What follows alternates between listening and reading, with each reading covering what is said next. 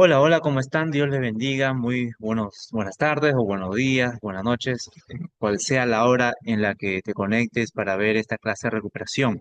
Bueno, estamos aquí para recuperar el curso hermenéutica, ¿ok? Para todos esos alumnos que no pudieron llevar la clase presencial y la clase complementaria, aquí voy a brindar el curso hermenéutica de manera panorámica, de manera general, resaltando algunos puntos importantes sobre este tema. Así que bienvenidos al curso, vamos a iniciar, voy a compartir en pantalla para poder desarrollar las clases de hoy. Muy bien, pido que por favor presten toda su atención, Biblia, papel y lápiz. Muy bien, aquí estamos.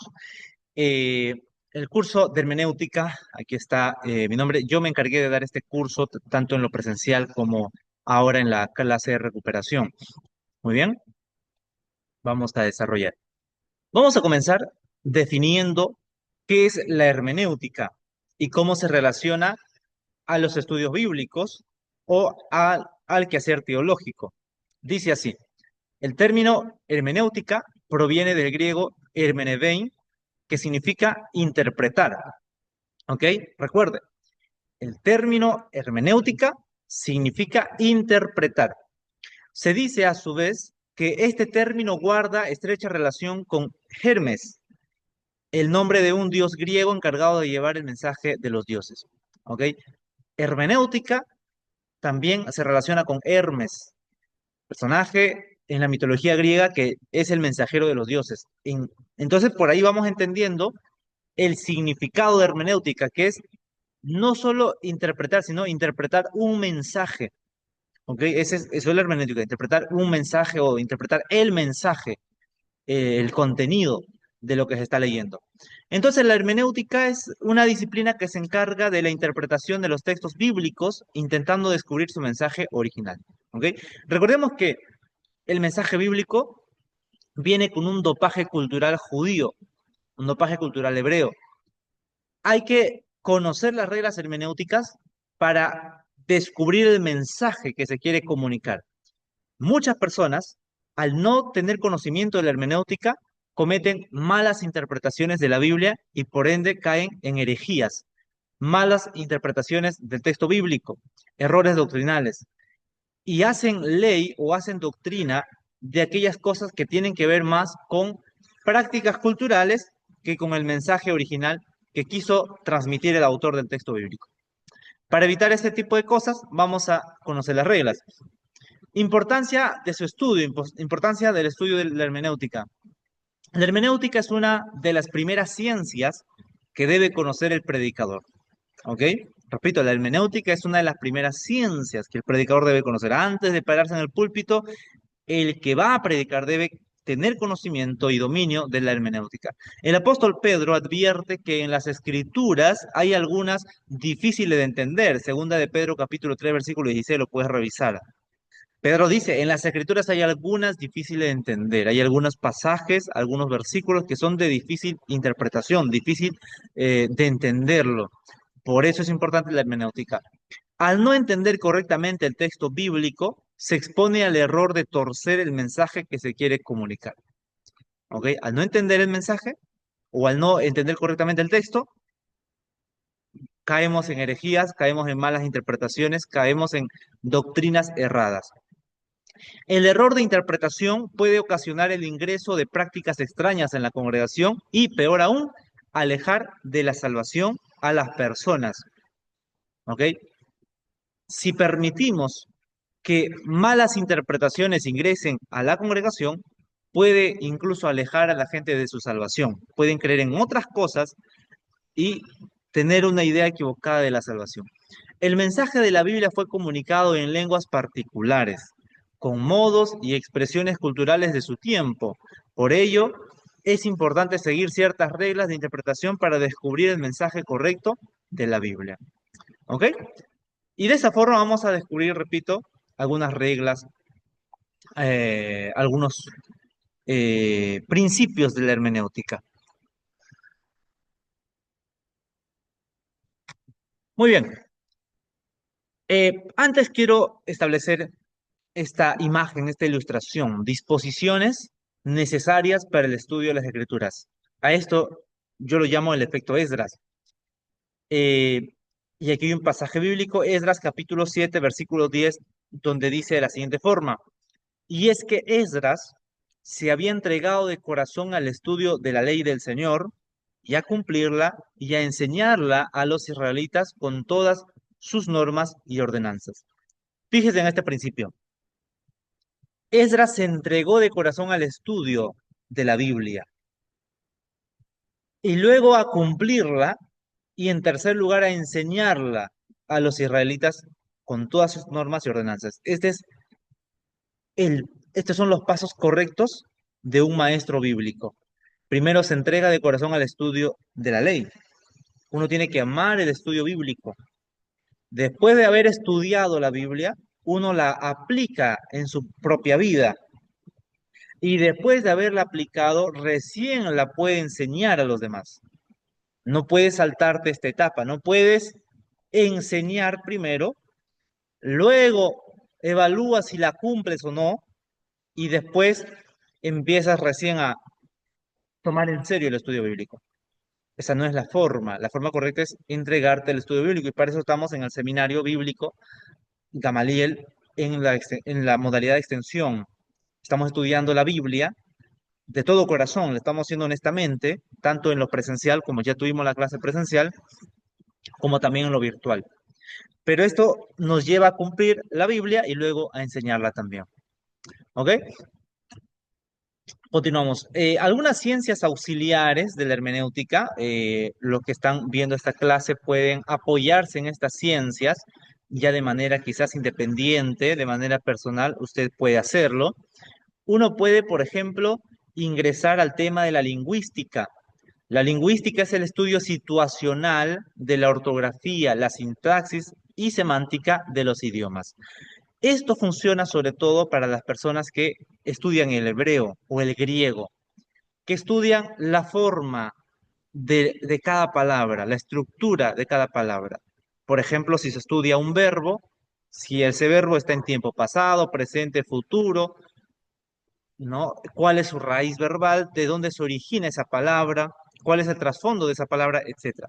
La lingüística, esto es una ciencia auxiliar. En mi caso particular, cuando me encuentro frente a un texto difícil de entender, lo que hago es eso.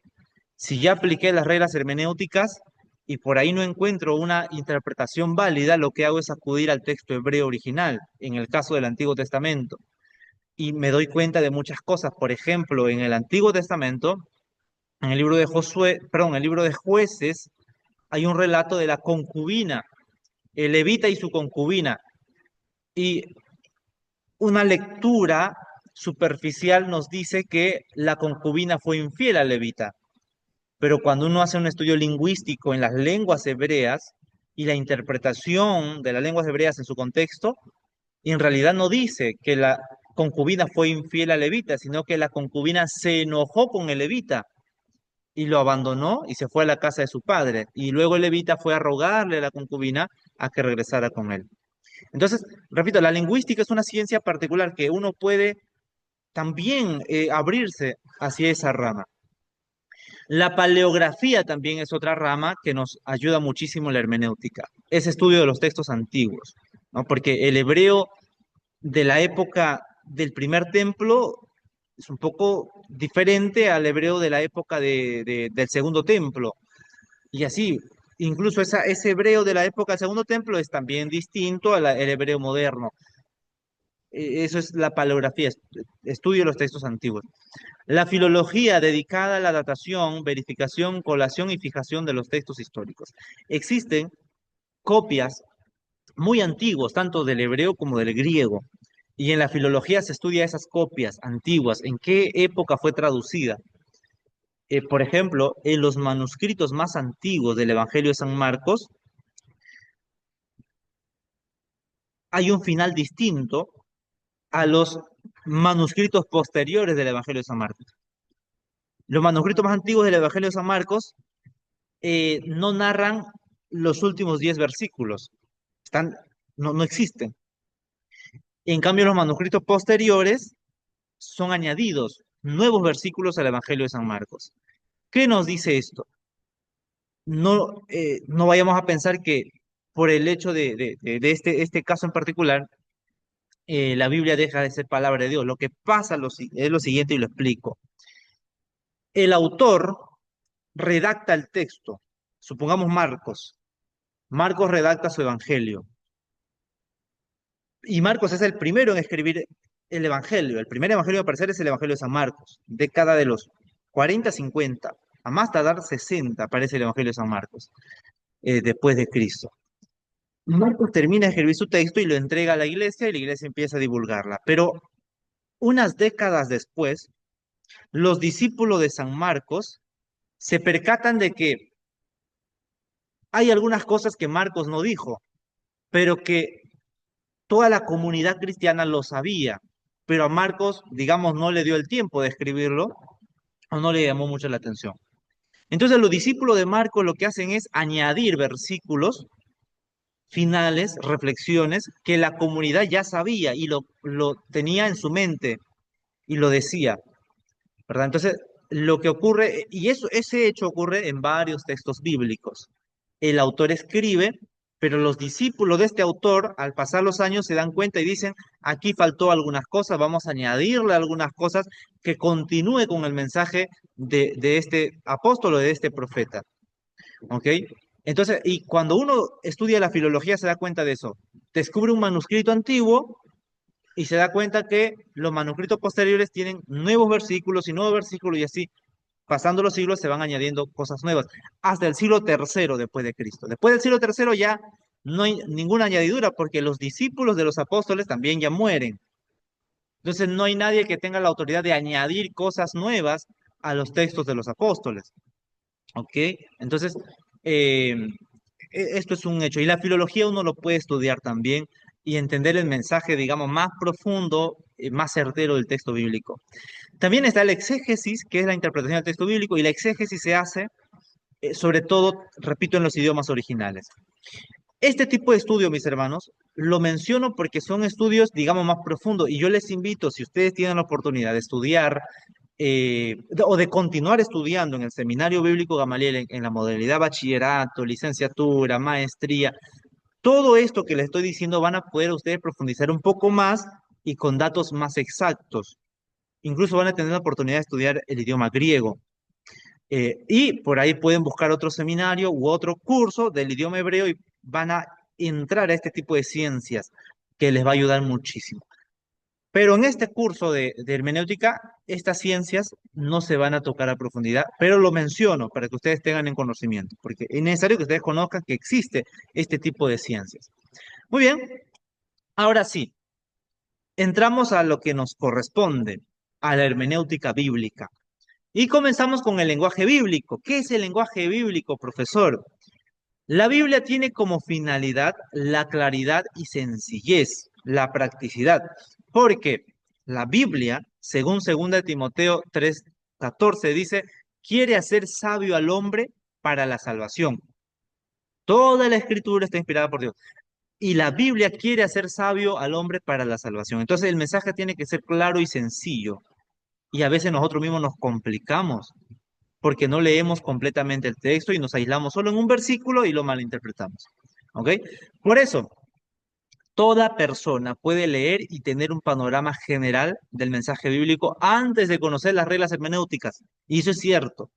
Toda persona que se convierte a Cristo, uno no va y le dice, tú eres un nuevo convertido, es necesario que estudies hermenéutica en el seminario para que entiendas la Biblia. Eso no ocurre. La persona se convierte e inmediatamente empieza a estudiar su Biblia, porque el mensaje de la Biblia es así, es claro y sencillo, y Dios habla por medio de la Biblia aún a las personas que no tienen ni idea de lo que es la hermenéutica. La hermenéutica es sobre todo para las personas que van a enseñar, las personas que van a escribir un comentario, un estudio bíblico, van a dar una clase o van a predicar. ¿Ok? La hermenéutica, repito, es sobre todo para los que van a enseñar, para que lo enseñen de manera correcta y también de manera didáctica. Sin embargo, cuando nos topamos con pasajes oscuros del texto bíblico, tenemos que considerar ciertos elementos lingüísticos y culturales del pueblo que redactó o compiló la Biblia. ¿Ok? Veamos entonces, algunas reglas, y esta es la regla fundamental. Por ahí puedes tomarle captura, apuntar, lo que sé yo.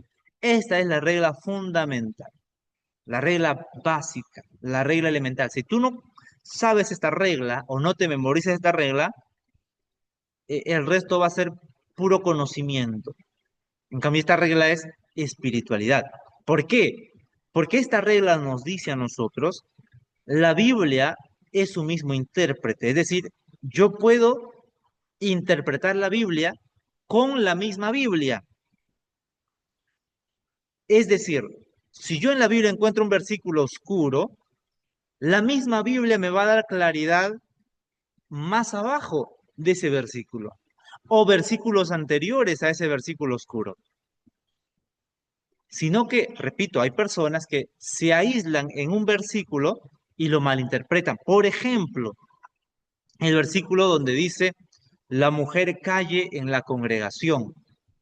Cuando uno se aísla a ese versículo, uno va a sacar una ley en la iglesia. Y esa ley va a decir, la mujer no puede ni predicar, ni enseñar, ni ministrar, ni visitar, ni aconsejar, no puede hacer nada. ¿Por qué? Porque la mujer debe estar callada en la congregación.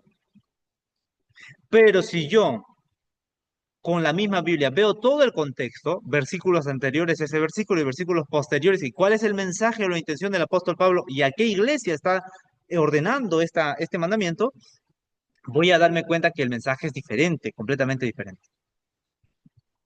¿Necesité ir al hebreo, al griego? No, simplemente leí todo el texto y me di cuenta que Pablo estaba hablando de un tema en específico. Pablo estaba hablando del orden en el servicio. Nadie debe ocasionar desorden. Y la mujer no debe levantarse e interrumpir la prédica, el sermón. Eso lo entendemos leyendo todo el contexto, los versículos anteriores y los versículos posteriores. ¿Ok? Entonces, la Biblia es su propio intérprete. El enemigo puede tergiversar las escrituras, pero la respuesta de Jesús siempre fue con la misma escritura. ¿Se da cuenta cómo la Biblia se defiende a sí misma? El enemigo usa la escritura para atacar la escritura, y Jesús defiende la escritura con la misma escritura. ¿Ok? El enemigo le dice, escrito está, a sus ángeles mandarán acerca de ti que te sostengan para que tu pie no tropiece. Y Jesús le responde, escrito está también, Satanás, no tentarás al Señor tu Dios. ¿Te das cuenta? La Biblia se interpreta con la misma Biblia. Esa es la regla fundamental, estimados hermanos. Es necesario que lo tenga en su corazón. Continuamos. Y aquí vamos con la regla primera, que ya tiene que ver con el conocimiento, con la razón, con la ciencia. La primera regla es espiritual, repito, eso tiene que ser en nosotros innato, tiene que estar como base en nuestro corazón. La segunda regla ya tiene que ver con el conocimiento, el raciocinio, el uso de algunas ayudas, quizás comentarios bíblicos, qué sé yo. Regla primera, considerar el sentido del texto. Por ejemplo, Génesis capítulo 6, versículo 2, perdón, versículo 12. Dice, toda carne se corrompió. Y también habla del camino, el hombre pervierte su camino. En Génesis 6:12, ¿qué es carne y qué es camino? ¿Se referirá a la carne del mercado, carne de animal? ¿Se referirá a la piel? ¿A qué se refiere con carne? En ese contexto, en el sentido de Génesis 6:12, carne se refiere a la humanidad. Entonces, cuando tú leas en la Biblia la palabra carne, tienes que darte cuenta en qué contexto está escrito esa palabra. Porque en el Nuevo Testamento también Pablo habla de la carne y se refiere a los deseos pecaminosos. Y en el Antiguo Testamento se repite la palabra carne para referirse a la carne de los animales. Pero en este versículo en particular se utiliza la palabra carne para referirse a toda la humanidad. ¿Ok? Se da cuenta cómo, viendo el contexto, podemos darnos cuenta cuál es el significado de la palabra. ¿Y qué es camino? Se referirá al camino por donde uno transita en la vida, por las veredas. ¿A qué se refiere con camino? Se refiere en ese contexto a las decisiones del ser humano. Camino, en el sentido del texto bíblico, es son las decisiones del ser humano. ¿Ok? Y aquí hay un ejercicio que en la clase presencial lo hicimos y quizás ahora también lo puedes revisar con tu Biblia, estimado hermano o hermana. Gálatas 1:23, Hechos 17:31, Romanos 14:23. ¿Qué significados tiene la palabra fe de acuerdo a su respectivo contexto? En Gálatas 1:23, en Hechos 17:31 y en Romanos 14:23 aparece la misma palabra fe. Se repite. Pero ¿qué significado tiene de acuerdo a su contexto? Porque la palabra fe, mis hermanos, significa muchas cosas. Número uno, la palabra fe significa creer en Jesucristo. Número dos, la palabra fe significa tener una vida cristiana. Los que están en la fe, por eso dice, los que tienen una vida cristiana. Y número tres, la palabra fe también significa tener confianza plena en Dios, en su provisión. ¿Ok? Entonces, distintas formas de interpretar la palabra fe de acuerdo al contexto. En Hebreos 11, por ejemplo, nos va a decir, es pues la fe, la confianza de lo que no se ve, la seguridad de lo que se espera, ¿verdad? Aquí, ¿cómo se interpreta la palabra fe en el texto de Hebreos 11? Fe es confianza, creer que existe aquello que no podemos ver, o declarar con nuestro corazón, confiar en nuestro corazón de que existe algo que Dios nos va a dar, pero aún no lo tenemos, pero tenemos la seguridad de que nos va a dar. ¿Se da cuenta? Entonces, pero la fe también, repito, es creer en Jesucristo, simplemente eso. Somos hombres de fe al creer en Jesucristo. Así Dios no haya hecho algo adicional en nosotros, como un milagro, como bendecirnos extraordinariamente, quizás, pero el simple hecho de creer en Jesucristo nos hace hombres de fe. La palabra fe también es ser cristiano. Los que están en la fe, los de la fe, somos cristianos y también se nos conoce como, por eso, hombres de fe por ser cristianos. Entonces, según el contexto de cada pasaje, se va a interpretar o se le va a dar un significado a la palabra fe. Y así, en cada regla va a haber ejercicio que, repito, lo puedes hacer en tu casa con tu Biblia, resaltador, tu lapicero, tu cuadernito. Regla segunda, identificar el contexto inmediato, los versículos que preceden y los que siguen. Ejercicio, aquí hay un ejercicio, Efesios 3:4. ¿Cuál es el misterio de Cristo? Y en este texto es hermoso. Lee en tu Biblia Efesios 3:4. Va a aparecer la frase el misterio de Cristo. Continúa leyendo unos versículos posteriores y te vas a dar cuenta qué es el misterio de Cristo. Y te vas a sorprender. El misterio de Cristo. ¿Qué es el misterio de Cristo? No puedes añadir tus ideas a la Biblia. Tienes que continuar leyendo los versículos y te vas a dar cuenta cuál es ese misterio de Cristo. ¿Ok? Un ejercicio que lo puedes realizar. Regla tercera. Tener en cuenta en qué ocasión y a qué persona se escribió originalmente el texto, es decir, considerar el público inicial del texto bíblico. Romanos 15:4, ¿no? Ejercicios Gálatas 3:1 y Corintios 14:34. Aquí estos pasajes puedes revisarlos. Sobre todo, revisa Gálatas 3:1 y, perdón, claro, y 1 Corintios 14:34. Estos dos pasajes. Tanto Gálatas y Corintios fueron escritas para responder problemas específicos. Si tú lees Gálatas 3, en Gálatas 3 dice, oh Gálatas insensatos, ¿quién os fascinó para no andar en la verdad? Pablo utiliza la palabra insensato, que es una ofensa para cualquier persona que escuche esa palabra. Porque insensato significa tonto, estúpido, necio, por no usar palabras más fuertes. Porque insensato significa algo más fuerte, algo peor todavía. Ahora, esa palabra vendrá a acuñarse para nosotros en la iglesia actual, o es que Pablo se estaba dirigiendo específicamente a una comunidad. En la mente de Pablo, ¿cuál era el público que iba a leer el texto? Y eran los Gálatas.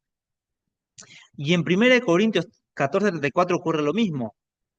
Es un mandamiento o es una exhortación para un público específico, para la iglesia de Corintios, que estaban teniendo problemas específicos, problemas distintos a los problemas que tenemos nosotros hoy en día. ¿Cuál era el problema de los Gálatas? Que es que la iglesia en Galacia había aceptado falsos maestros que tomaran el púlpito y enseñaran a la congregación. Ese era el problema de de los Gálatas, por eso que Pablo les llama insensatos, porque permiten que vengan falsos maestros judaizantes y utilicen el púlpito para confundir. Y en 1 Corintios 14:34 también hay un problema, que en la iglesia de Corinto había un desorden total en los cultos. La iglesia de Corinto fue una iglesia bien rebelde al ministerio del apóstol Pablo, que vivían en mucho desorden, cada uno hacía lo que quería, incluso en la Santa Cena, la Cena del Señor, también los corintios hacían lo que se les daba la gana. Entonces, problemas específicos y Pablo les envía cartas duras. Y esa es la tercera regla, considerar el público, la ocasión, la problemática que el autor intenta resolver con su epístola, con su carta, con su escrito. ¿Cómo nos damos cuenta de esto, pastor? Y aquí vienen ciencias auxiliares o vienen conocimientos extras. Cuando te vas a comprar una Biblia, cómprate una Biblia de estudio, donde antes de cada libro te va a dar fecha, cuándo se escribió ese libro, quién es el autor, a qué público, cómo era la ciudad. Yo tengo una Biblia de estudio, no recuerdo el nombre, pero siempre lo uso para preparar los sermones. Antes de cada libro de la Biblia viene su dato histórico. ¿Cuál era el público que iba a recibir el texto bíblico, ese texto, esa carta o ese libro? ¿En qué año se escribió? ¿Cómo era el contexto geográfico del lugar donde se levantó esa iglesia, etcétera? ¿Ok? Entonces, de esta forma, si un texto no se entiende o parece contradictorio, busquemos el contexto histórico en el que se escribió el texto bíblico. ¿Ok? Esta es la tercera regla. Y ahí están los textos bíblicos, hermanos, pueden ustedes evaluar. Regla cuarta o cuarta regla, es necesario consultar los pasajes paralelos, explicando cosas espirituales por las cosas espirituales. 1 Corintios 2:13 nos dice eso. ¿Cómo así, pastor? Con pasajes paralelos entendemos aquí los que hacen referencia el uno al otro, que tienen entre sí alguna relación o tratan de un modo u otro un mismo asunto. Existen paralelos de palabras, es decir, las mismas palabras que se repiten en varios versículos. Consultar las palabras que se repiten en diversos pasajes bíblicos, ¿no? Y aquí es donde usamos estos pasajes. Puedes leerlo en tu Biblia. Gálatas 6:17 y Corintios 4:10. En esos dos pasajes te vas a dar cuenta que se repite una misma palabra. Y lo que no se entiende en Gálatas 6:17 lo vas a entender en 2 Corintios 4:10. Y en 2 Corintios 11, versículo 24-25, se repite la misma palabra. Es interesante. Lean esos tres pasajes y se van a dar cuenta que se repite una palabra en en cada pasaje y se va entendiendo mejor. Pausa este video y revisa con tu Biblia. Número dos, existen paralelos de ideas también. Consultar no solo palabras, sino las enseñanzas o temas. Por ejemplo, Lucas 22:7 habla de lo mismo que se repite en 1 Corintios 11, 22 al 29. Lucas 22:7 está relacionado con 1 Corintios 11, 22 al 29. ¿Se da cuenta? Y ya no solo se repite palabras, sino que se repite ideas, se repite enseñanzas. ¿Quiénes pueden tomar la cena del Señor? Nace la pregunta estudiando Lucas 22:7 y 1 Corintios 11, 22 al 29. Entonces, consulta los pasajes paralelos. ¿Cómo pastor me doy cuenta de esto en la Biblia? Nuevamente vienen aquí ayudas extras. La Biblia que te vas a comprar, pregunta al que te está vendiendo si tiene concordancia. ¿Por qué? La Biblia con concordancia, lees el pasaje y te va a indicar que ese pasaje se repite en otro pasaje también, o la misma palabra que está en ese pasaje se repite en otro pasaje bíblico. Esas son Biblias con concordancia. Y revisa ahí. Y el que te va a vender te tiene que enseñar, te tiene que decir, mira, a ver, aquí está la concordancia. Lo que dice en Lucas 5 se repite en Mateo 6. Y eso mismo se repite también en Marcos 3. ¿Ok? Y así nos damos cuenta de los paralelos. También es importante considerar esta regla. Muy bien. Continuamos. Quinta regla, mis hermanos. Regla de la revelación progresiva. Tenemos que entender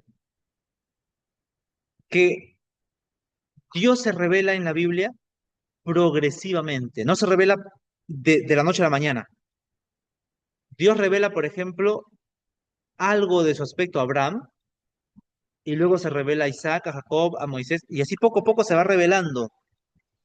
Por eso es que cuando Dios se revela a Abraham, Abraham todavía seguía cometiendo ciertas cosas que eran parte de su cultura, de su tradición.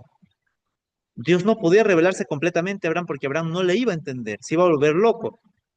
Entonces Dios le revela a Abraham un aspecto de su persona y luego se sigue revelando y sigue corrigiendo el pueblo de Israel. Abraham, por ejemplo, llega a tener hijos con su esclava, pero más adelante cuando Dios se sigue revelando, Dios va enseñando que eso está mal, eso es pecado.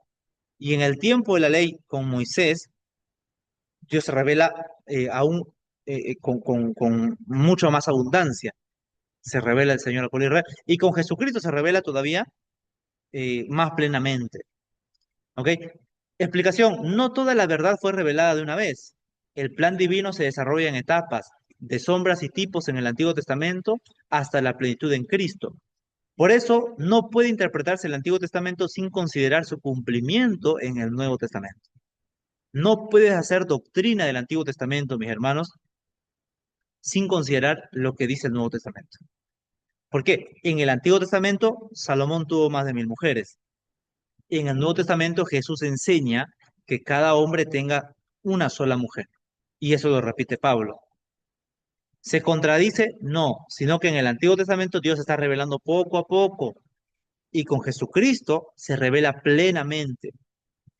La ley se resume en lo que Jesús enseña. ¿Ok? Ejemplo uno, Génesis 3:15, promesa del descendiente de la mujer que vencerá a la serpiente. Gálatas 4:4, cuando vino el cumplimiento del tiempo, Dios envió a su Hijo. Cristo es la plena revelación de aquella promesa primigenia. En Génesis 3:15, Dios le promete a la mujer que de su descendencia va a venir uno que va a pisar la cabeza de la serpiente. ¿Y cuándo se cumple? Cuando Cristo nació de la Virgen María, descendiente de una mujer, de la Virgen María, nace el Hijo de Dios y ahí se cumple esta promesa primigenia. Ejemplo número 2, Levítico, capítulo 16, nos enseña acerca del sacrificio anual del día de la expiación, es decir, cada año los hebreos sacrificaban un animal para pedir perdón a Dios por su pecado de todo el año que habían cometido. Pero en Hebreos 9:12 nos dice, Cristo entró una vez y para siempre al santuario con su propia sangre. O sea, Cristo se sacrificó una vez y para siempre.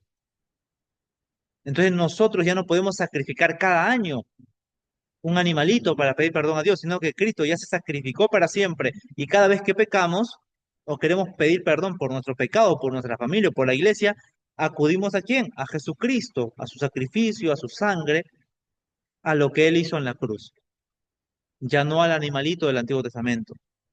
Entonces vemos cómo en el Antiguo Testamento se permite eso, pero en el Nuevo cambia. ¿Por qué? Porque Dios se va revelando progresivamente. El Antiguo Testamento prefigura lo que Cristo consuma, lo que Cristo cumple. Muy bien. Ejercicio en clase, esto lo hicimos en la clase presencial, lo puedes hacer también. Pon una pausa a este video y lee los versículos que están ahí. Haz este ejercicio que te va a ayudar muchísimo. David, conforme al corazón de Dios, según Hechos capítulo 13, versículo 22. Ahora vas a leer los pasajes paralelos. 1 Samuel 2:35 y 1 Samuel 13:14. Lee esos pasajes a ver si David era realmente conforme al corazón de Dios. O por qué David era conforme al corazón de Dios. Y otro ejercicio, rescata la idea principal de los siguientes pasajes de Mateo 16:18, Mateo 21:42-44, Primera de Pedro, capítulo 2, versículo 4 al 8, Efesios 2:20. ¿Ok? Rescata las ideas principales de esos pasajes. Pon una pausa a este video y resuelve. Eh, Algo quiero, mis hermanos, aclarar aquí. Quizás algunos que están viendo esta grabación no lo van a entender. En la clase presencial sí lo llegué a explicar. Primera de Samuel 2:35 dice aquí. ¿Y por qué, pastor, hay un punto y coma y dice 13:14? Cada vez que hay un punto y coma y aparece directamente un número, dos puntos y otro número, se refiere que se tiene que buscar dentro del mismo libro de Primera de Samuel, pero esta vez en el capítulo 13 y versículo 14. ¿Ok? Si después del punto y coma aparece así, significa que vas a buscar en el mismo libro que has leído, en este caso Primera de Samuel, pero ya en el capítulo 13 y en el versículo 14. Listo, aclarando esto, continuamos con la clase.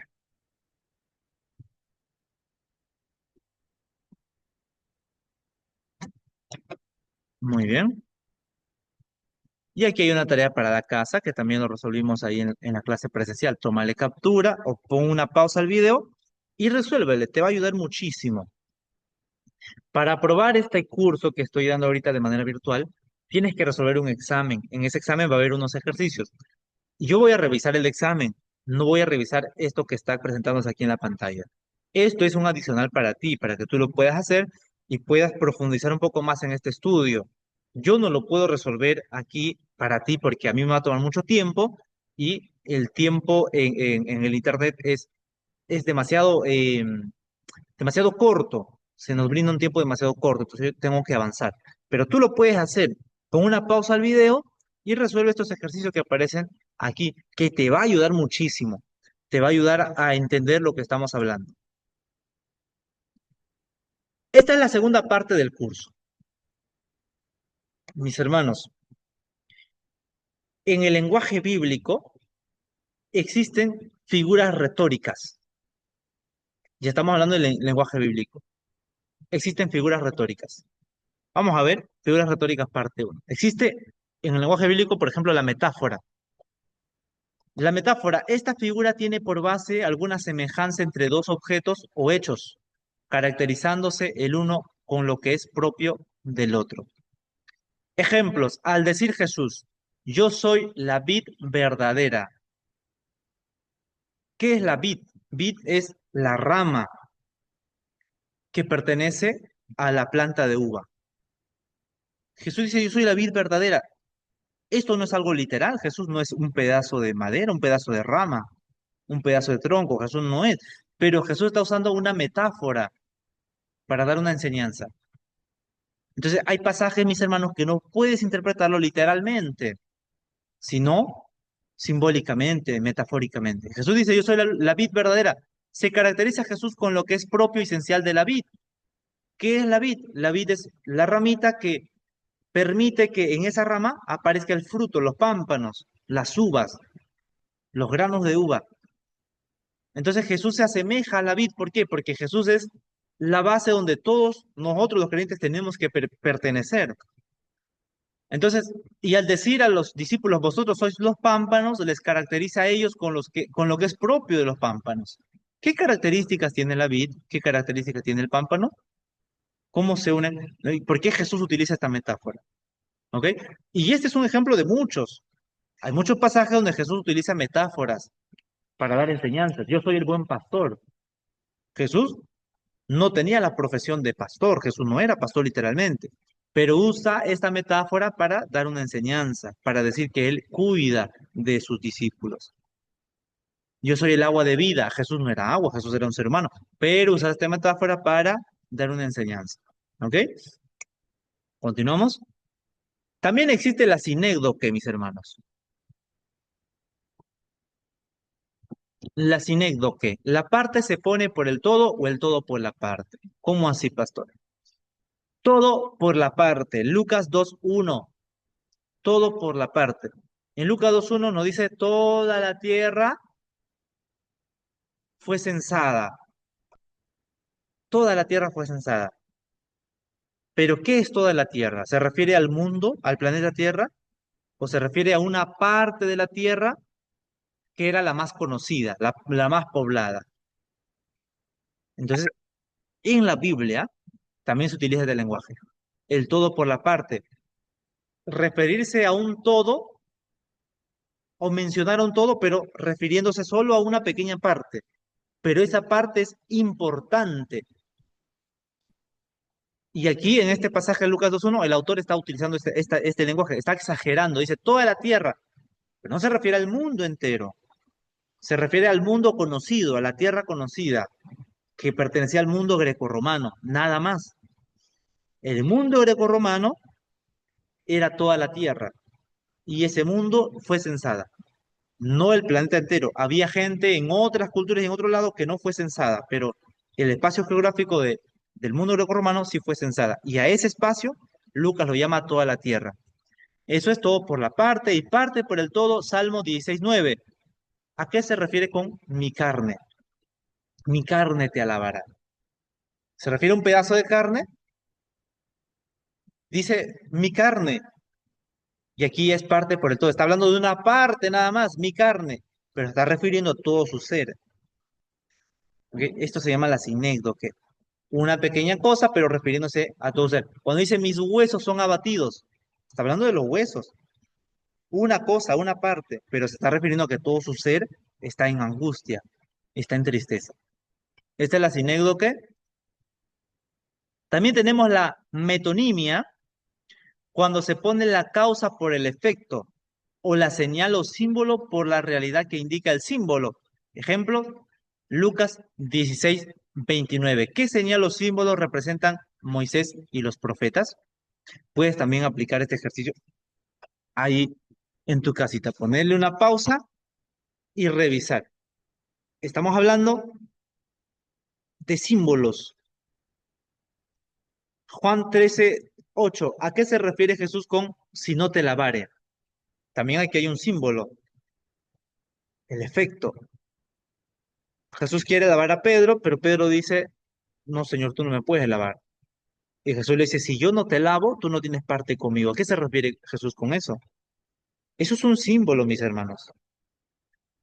Y se está refiriendo, número uno, al bautismo en agua.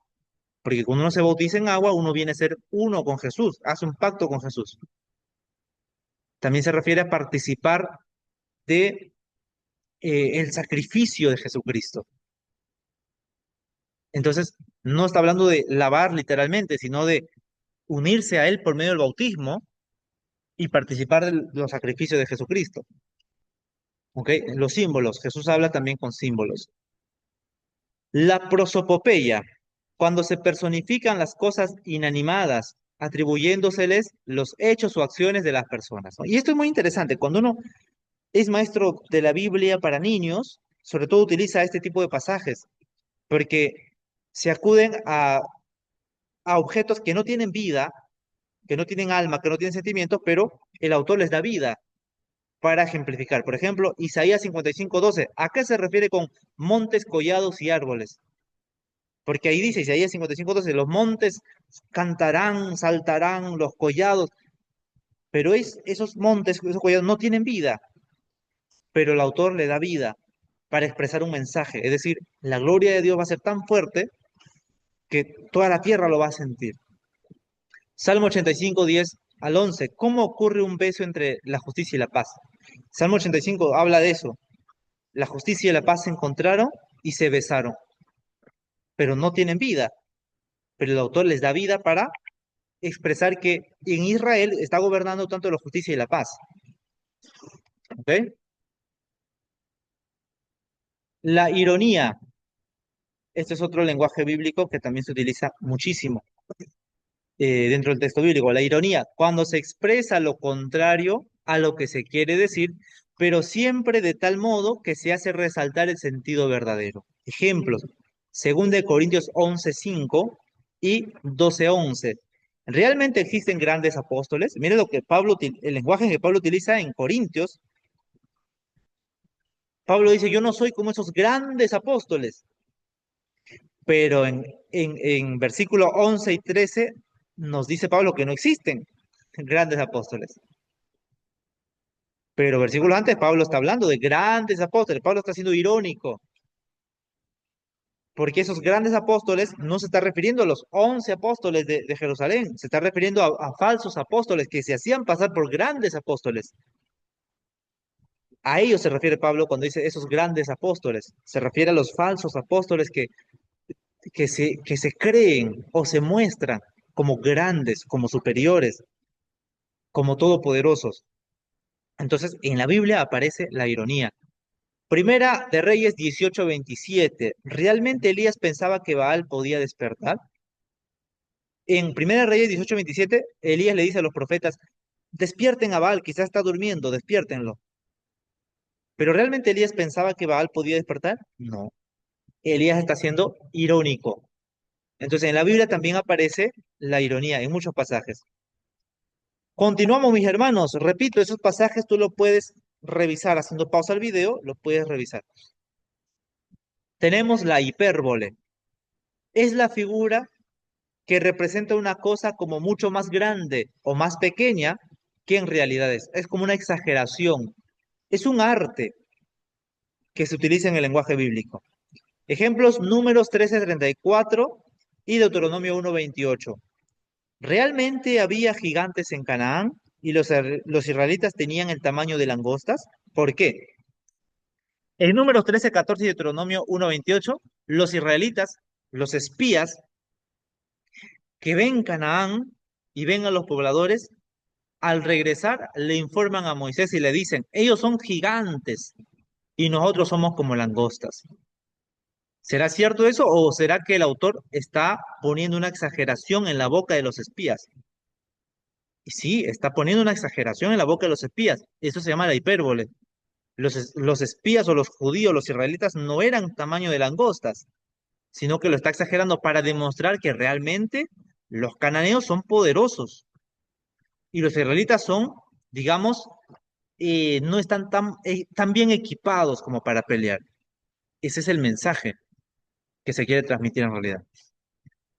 Juan 21:25. ¿Qué vida tan extraordinaria tuvo Jesús que los libros sobre él no cabrían en el mundo? Porque Juan 21:25 dice eso. Juan dice ahí, eh, más cosas hizo Jesús que estoy seguro que no cabrían libros en el mundo para hablar de él. Pero recordemos que Jesús solo vivió 33 años. Solo vivió 33 años. Y sí se puede escribir de Jesús y todo lo que hizo en 33 años, ¿verdad? Pero ¿qué es lo que hace Juan aquí? Utiliza la hipérbole para exagerar. Y con eso da a entender que Jesús es una persona extraordinaria en sus acciones. Se puede reflexionar toda una vida en Jesús y los libros van a aumentar y aumentar y aumentar y aumentar y aumentar. Lo que pasa hoy en día existen muchos libros de teología, miles de libros, millones de libros de teología en todo el mundo. ¿De quién hablan? De Jesús. Y se sigue escribiendo, se sigue escribiendo, se sigue publicando, y así va a ser año tras año, siglo tras siglo. Se va a seguir escribiendo reflexiones, teología, estudio bíblico, estudio histórico, filológico, hermenéutico, exegético, todo en relación a Jesús. Eso es lo que trató de decir Juan. No cabría en el mundo los libros que se pueden escribir de Jesús. O sea, van a aumentar y aumentar y aumentar. ¿Ok? Figuras retóricas, parte 2. Esta es la última parte de la clase de hoy.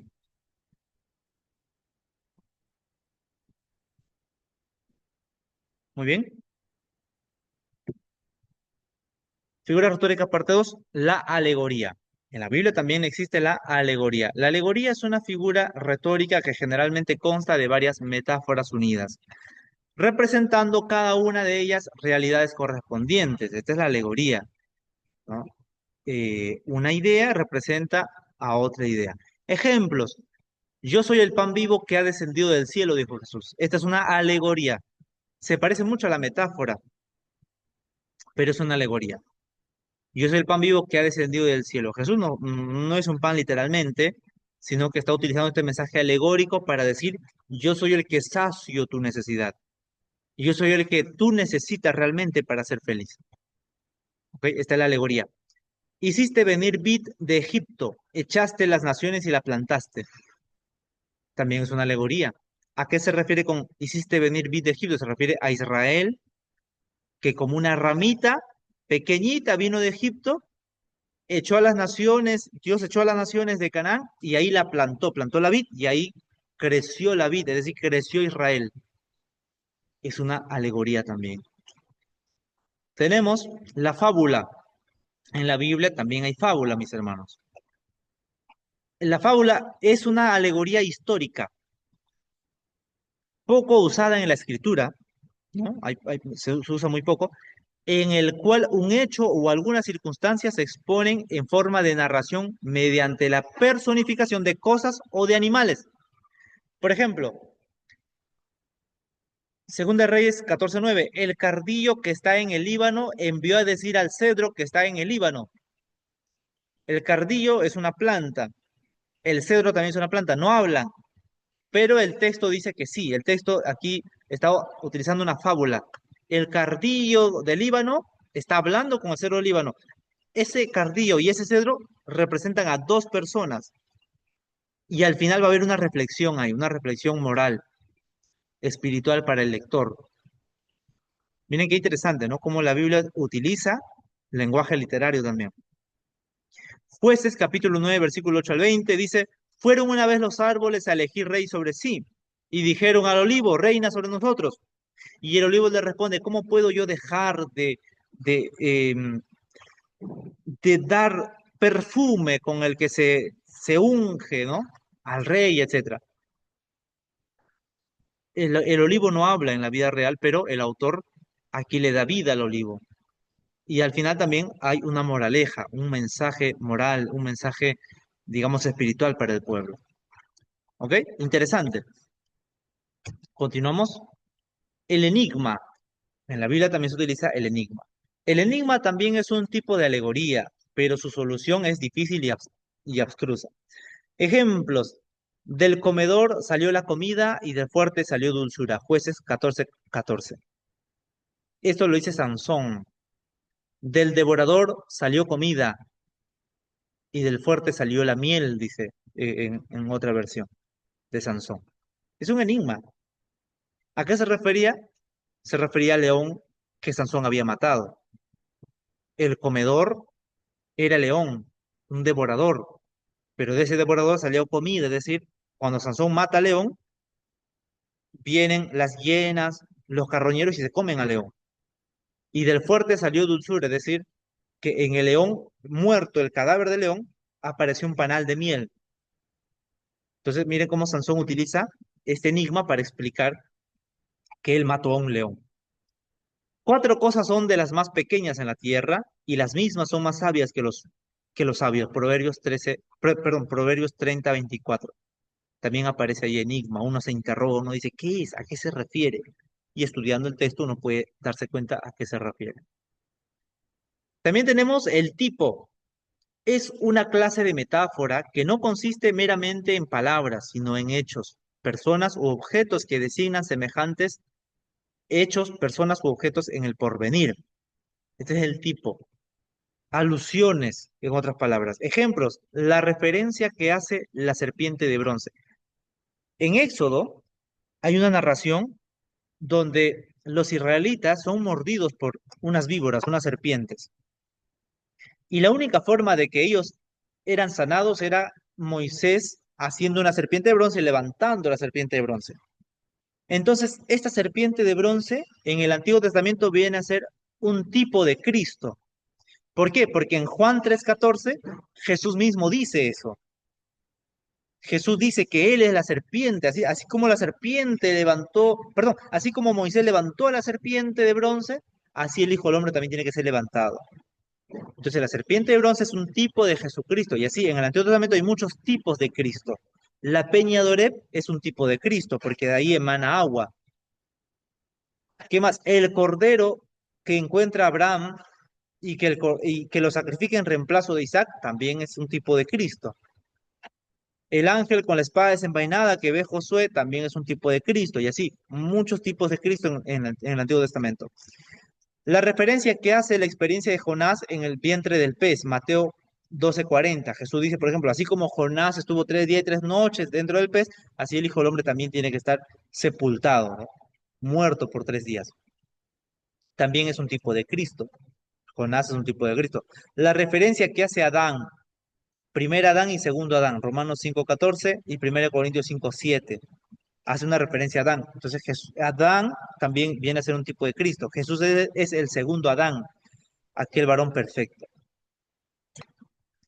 El símbolo es una clase de metáfora que no consiste meramente en palabras, sino en hechos, personas u objetos que designan semejantes hechos, personas u objetos en el porvenir.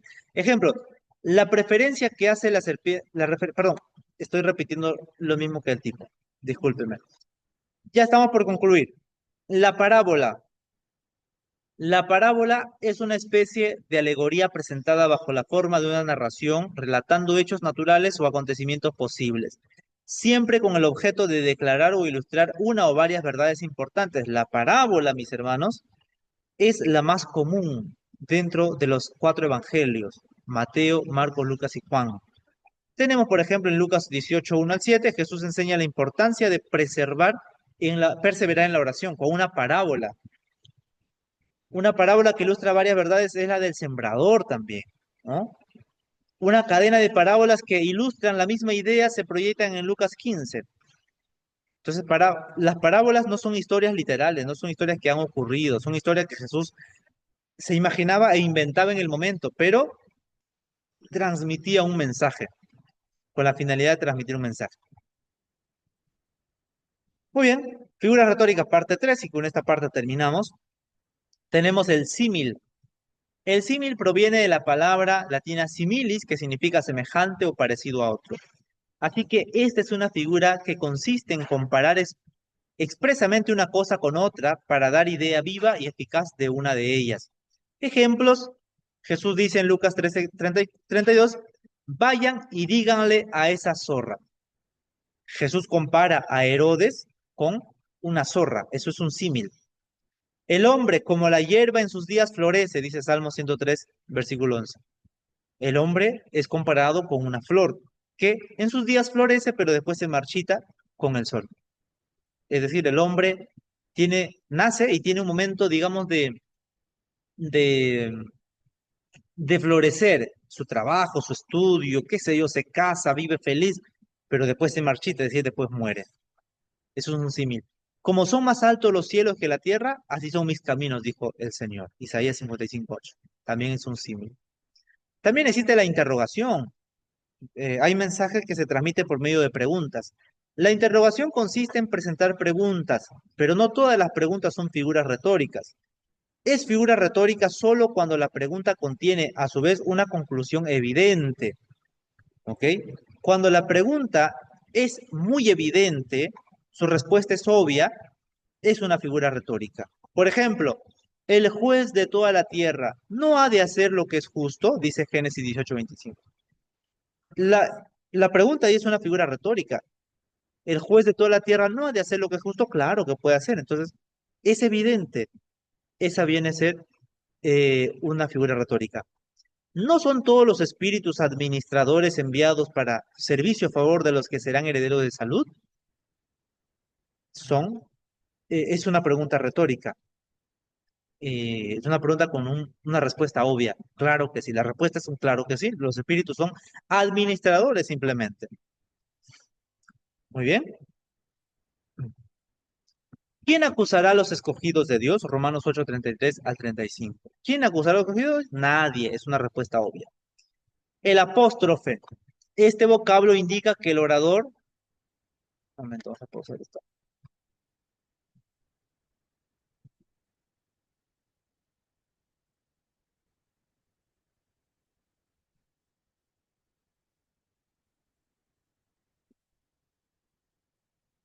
Hermanita, disculpe, yo estoy ahorita dando una clase, vi su llamada perdida.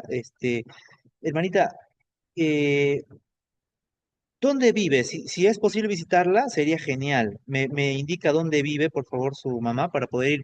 En caso no se pueda visitar, también puede ser por videollamada.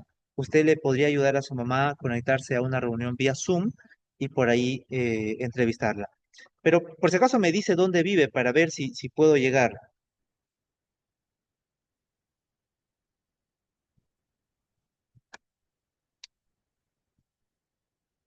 Muy bien, disculpen mis hermanos, se ha cortado, a ver, vamos a continuar.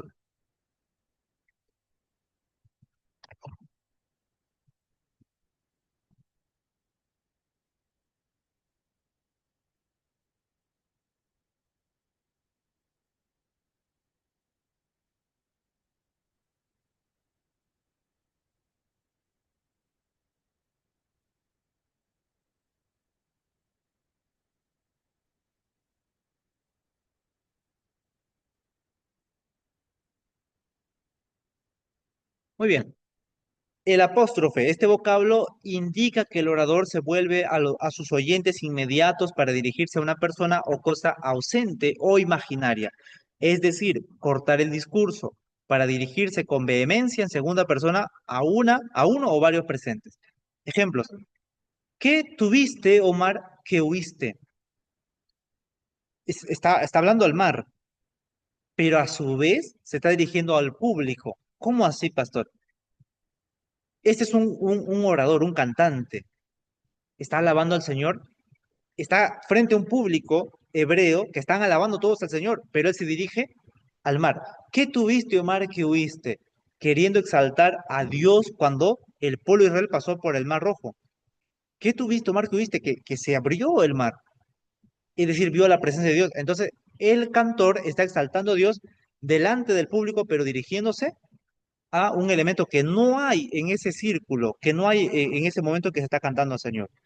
Está en la mente del cantor, que es un recuerdo que ellos vivieron al pasar el Mar Rojo. Oh espada de Jehová, ¿hasta cuándo no reposarás? Jeremías está profetizando a los judíos, pero ahí se refiere a Dios, dice, oh espada de Jehová, ¿hasta cuándo no reposarás? Es decir, le está diciendo a los judíos que en otras palabras va a seguir habiendo muerte en todo Israel. Eso es lo que dice Jeremías, va a haber muerte en todo Israel. Hijo mío, Absalón, dice David en 2 Samuel 18:33. David no estaba viendo a Absalón. David se entera que Absalón había muerto y Absalón ya estaba muerto y David estaba en otro lado, hablando con sus siervos. Y ahí David grita, hijo mío, Absalón. No le está viendo a Absalón directamente, porque Absalón ya había muerto, pero él se está dirigiendo a Absalón delante de un público. Escuchad cielos y hablaré, y oiga la tierra los dichos de mi boca, dice Moisés de Deuteronomio 32:1. Moisés no se está dirigiendo realmente al cielo y a la tierra, sino al pueblo de Israel. Pero ahí Moisés hace el apóstrofe, es decir, habla al cielo y a la tierra, como diciendo, ellos son testigos de lo que yo estoy hablando aquí ante ustedes, ante el pueblo de Israel. Antítesis, figura que consiste en contraponer una frase o una palabra a otra de contraria significación. Esta es la antítesis. Ejemplos, yo te he puesto entre la vida y la muerte. Aquí hay dos ideas opuestas. Vida y muerte son dos ideas opuestas, pero Dios le pone ahí al centro al ser humano. Entra por la puerta estrecha, dijo Jesús, porque ancha es la puerta y espacioso el camino que lleva a la perdición. También aquí hay una antítesis, hay dos ideas opuestas. Puerta estrecha y puerta ancha. Camino estrecho y camino ancho. Una serie de antítesis hay en 2 Corintios 6, 8 al 10. Clímax o gradación. Figura que consiste en juntar con el discurso palabras o frases que, con respecto a su significación, vayan como ascendiendo o descendiendo por grados, de modo que cada una de ellas exprese algo más o algo menos que la anterior. Ejemplos. El argumento incontrovertible de la resurrección, 1 Corintios 15. Ahí hay un texto hermoso. Pablo dice, primero Jesús se apareció a Pedro, después se apareció a los 12, después a 70, después a más de 500 hermanos, después, o sea, va ascendiendo, que es el argumento incontrovertible de la resurrección. Es decir, Pablo dice, está bien, primero vio Pedro, si no le quieren creer a Pedro, también se apareció a los 12. Si no le quieren creer a los 12, también se apareció a 70. Si no le creen a los 70, se apareció a 500 y después se apareció todo el mundo, dice Pablo acerca de la resurrección. ¿No? Es graduación. El discurso de la fe, Hebreos 11, es pues la fe, y ahí habla, ¿no? Por la fe Noé, por la fe Abraham, por la fe Abel, por la fe, es también ascendente. Se va acercando cada vez más al mensaje que se quiere comunicar. Ninguna condenación hay para los hijos de Dios, ninguna criatura nos podrá apartar, ¿no? Y ahí dice, ¿quién nos podrá apartar del amor de Dios? Tribulación, hambre, angustia, y etcétera. También es gradación. Más ejemplo de clímax hay en Efesios 3:14 al 21 y Filipenses 2:5 al 21. El proverbio. Y no solo hay proverbios en el libro de Proverbios, hay proverbios también en otros pasajes. Se trata de un dicho común o adagio, una frase, un pensamiento, una idea que se puede publicar entre comillas siempre, ¿no? Porque son pensamientos. El proverbio se ha definido como una afirmación extraordinaria y paradójica. Ejemplos, no hay profeta en su tierra, eso es un proverbio, un dicho, una frase. No hay profeta en su tierra significa que nadie es honrado en su propia casa. Tiene que ir a otro lugar para que sea bien recibido. Médico, cúrate de ti mismo. También es un proverbio, no es una frase que se repetía en aquella época. Es decir, si tú enseñas, vive como enseñas. El perro se volvió su vómito y la puerca lavada a revolcarse en el cieno, en la sociedad. También es un proverbio que alude a personas que vuelven a cometer el mismo pecado. El acróstico. La palabra acróstico procede de dos vocablos griegos que significan extremidad o verso. Tenemos algunos ejemplos de acrósticos en el Antiguo Testamento. El más notable es el Salmo 119. En el Salmo 119, cada porción de cada salmo aparece con una letra del alfabeto hebreo. Aleph, Bet, Gimel, Dalet, lo vas a notar cuando lees el Salmo 119 completo. La paradoja. Se denomina paradoja a una proposición o declaración opuesta a la opinión común, a una afirmación contraria a todas las apariencias y a primera vista absurda, imposible o en contraposición al sentido común.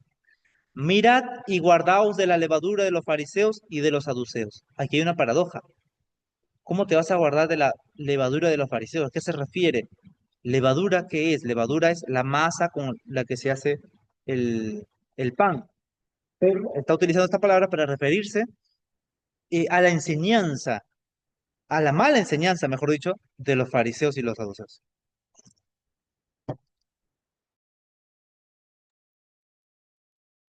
Deja que los muertos entierren a sus muertos. ¿Cómo un muerto puede enterrar a un muerto? Es una contradicción. ¿Pero a qué se refiere? Muerto, en primer lugar, es la persona que no tiene vida en Cristo, un muerto espiritual, que va a enterrar a un muerto físico. Eso es lo que se refiere Jesús. Un muerto espiritual va a enterrar a un muerto físico. Deja que los muertos espirituales se dediquen a asuntos terrenales, pero nosotros los que estamos en Cristo, que estamos vivos, dediquémonos a asuntos celestiales. Si alguno viene a mí y no aborrece a su padre y a madre, y a mujer e hijos, etcétera, no es digno de mí, dijo Jesús. ¿A qué se refiere Jesús con esto? Es una paradoja, es una contradicción. ¿Será que Jesús quiere que odiemos a papá, a mamá, y a la esposa, al hijo? No. Está diciendo Jesús que nuestro amor hacia Él debe ser tan grande que comparado al amor que tenemos a papá y a mamá, nuestro amor a papá y a mamá sea considerado como un menosprecio. Pero no dice que dejemos de amar a papá y a mamá, a la esposa, a los hijos, debemos amarlo, pero nuestro amor hacia Jesús debe superar ese amor, debe ser mayor, debe ser más grande, tanto así que si me dicen a mí, niega a tu Cristo, o mato a tu papá, mato a tu mamá, o mato a tu esposa, no debemos negar a Jesucristo. Recuerdo muy bien el testimonio de un misionero, a quien conocí aquí en Perú, un misionero estadounidense, que nos enseñó hace algunos años, hace 3 años atrás, y dijo que cuando ellos se fueron a un lugar a predicar, un lugar donde había persecución, el pastor, el misionero, enseñó a sus hijos, le dijo, hijo, hija, llorando le dijo, yo quiero que ustedes sepan que yo les amo muchísimo. Les estuvo preparando porque ellos iban a ser atacados, agredidos. Pero si a mí, dice ese misionero, vienen y me amenazan y me dicen que niegue a Cristo o matamos a tus hijas, yo quiero que ustedes, hijas, sean valientes, porque yo no voy a negar a Jesucristo. Y sus hijas entendieron y crecieron con ese mismo pensamiento, ese mismo principio de que Cristo no se niega, que hay que perseverar hasta el fin. Entonces Jesús se refiere a eso en realidad. que el amor hacia Cristo debe ser mayor que cualquier otro amor. ¿Ok? Muy bien, hasta aquí concluimos esta clase de recuperación. Hay un adicional que es hebraísmos, esto yo lo voy a grabar aparte porque a los alumnos que llevaron presencial tampoco tuvieron esta clase de hebraísmo, ¿ok? Pero hasta aquí es la recuperación. Voy a enviar esta grabación en el canal de YouTube.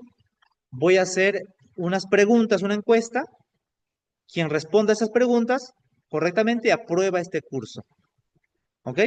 Hasta aquí terminamos, mis hermanos y hermanas. Dios le bendiga, un fuerte abrazo. Recuerde hacer los ejercicios que aparecen en la clase poniendo una pausa, hacer los ejercicios para que puedan ustedes crecer. Dios le bendiga, cuídense mucho.